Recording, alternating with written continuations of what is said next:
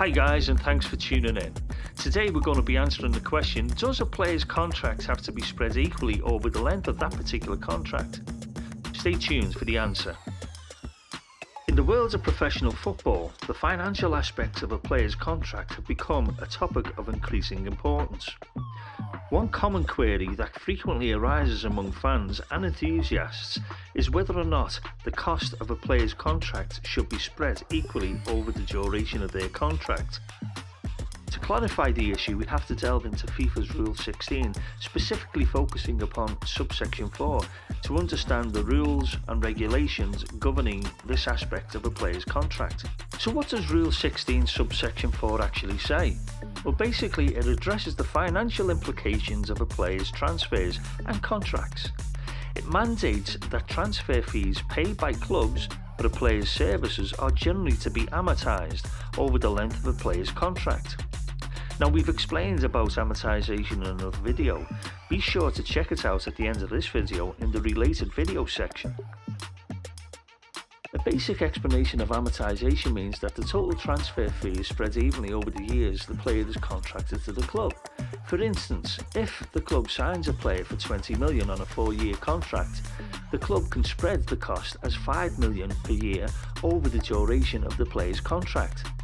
Now, to get a more in-depth understanding of amortization, don't forget to check out the link at the end of this video. This rule is supposed to ensure a degree of financial fairness, preventing clubs from overinflating or deflating transfer fees to bypass financial regulations. It's supposed to promote transparency and accountability within the football industry. Exemptions to the rule. While FIFA's Rule 16, Subsection 4, provides a standard guideline, exemptions may still exist. Some contracts may include clauses that allow for different amortization methods, subject to legal and financial regulations in the player's home country and in accordance with FIFA guidelines. These exemptions are often used when a player's home country or acquiring club has a specific financial regulation that needs to be adhered to. Some of the reasons why a club might agree to a different amortization method could very well include, for instance, to make a contract more attractive to a player. Also, to reduce the club's financial burden in the early years of the contract. And also to comply with financial regulations in the player's home country. Also, to match the amortization methods used by other clubs in the same league or competition. Here are some examples of different amortization methods that clubs may use. For instance, the straight line amortization method is the simplest and most common amortization method. It involves spreading the cost of the player equally over the length of the contract. You also have what's called the declining balance amortization. This method involves recognising a higher percentage of the cost of the player in the early years of the contract and a low percentage in the latter years. You also have the sum of years amortization method. Now, this involves recognising the cost of the player in proportion to the number of years remaining in the contract. The best amortization method for a particular club and player will depend upon a variety of factors, such as the player's age, the length of the contract, and the club's financial situation.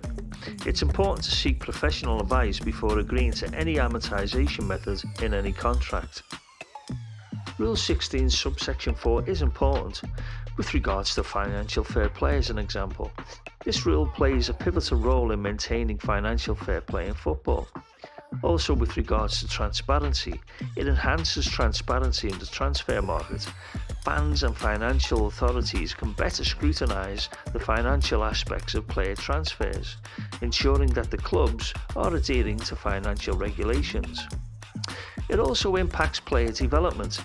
Spreading transfer fees over the length of the contract also promotes the club's focus on the player development, as the cost can be reflected over several seasons. So in conclusion, FIFA's Rule 16, Subsection 4 is a vital component of the football industry's financial regulations. It ensures financial fairness, transparency and accountability in the world of football. While exceptions may apply in certain cases, the core principle of spreading the cost of a player's transfer fee over the length of their contract remains critical for the overall integrity and stability of the sport. Understanding these rules is essential for clubs, players, and even fans alike, as it directly impacts the financial landscape of professional football. Adherence to these regulations not only upholds the principles of financial fair play, but it also fosters a healthy, sustainable environment for the beautiful game.